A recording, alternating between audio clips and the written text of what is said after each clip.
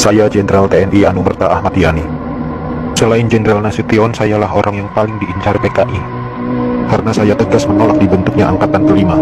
Saat malam penculikan itu saya dibangunkan oleh anak laki-laki saya dan memberitahu saya bahwa di luar rumah sudah ada banyak sekali tentara. Setelah saya bertemu dengan mereka, saya diminta untuk menghadap ke istana. Dan ketika saya berbalik badan untuk mengganti pakaian, alamak, mereka langsung menembaki tubuh saya dari arah belakang. Biarlah saya berkorban untuk negara ini, sekarang giliran kalian. Dan jangan membiarkan paham komunis berkembang kembali di negara kita ini. Saya Maijen TNI Anumerta DI Panjaitan. Saya menjadi target operasi G30 SPKI karena keberhasilan saya dalam menggagalkan penyelundupan senjata dari RRC untuk PKI guna mempersenjatai buruh dan tani. Pada malam penculikan itu saya gugur ketika saya sedang memanjatkan doa. Pasukan laknat itu menembaki tubuh saya beberapa kali, dan tubuh saya dibawanya ke lubang buaya untuk dimasukkan ke sumur maut itu.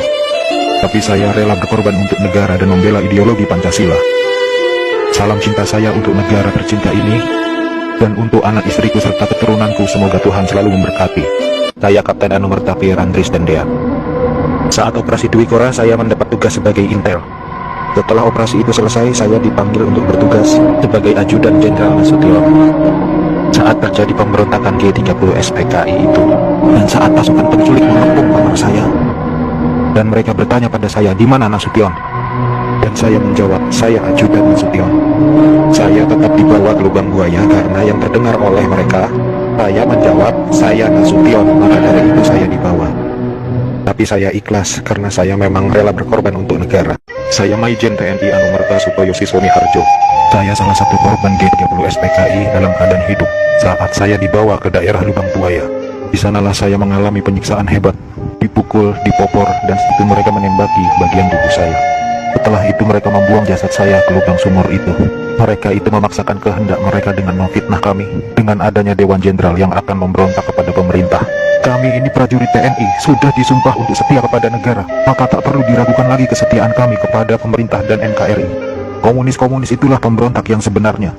Saya Aibda Anumerta Karel Satsut Tubun. Saya satu-satunya pahlawan revolusi dari kepolisian. Pada malam penculikan itu saya sedang berjaga di rumah Bapak Johannes Laimena.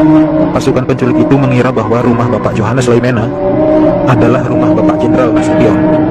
Dan saat itu saya sedang bertugas jaga di rumah Bapak Johannes Laimena. Dengan brutalnya para pasukan itu langsung merangsek masuk ke rumah Bapak Johannes.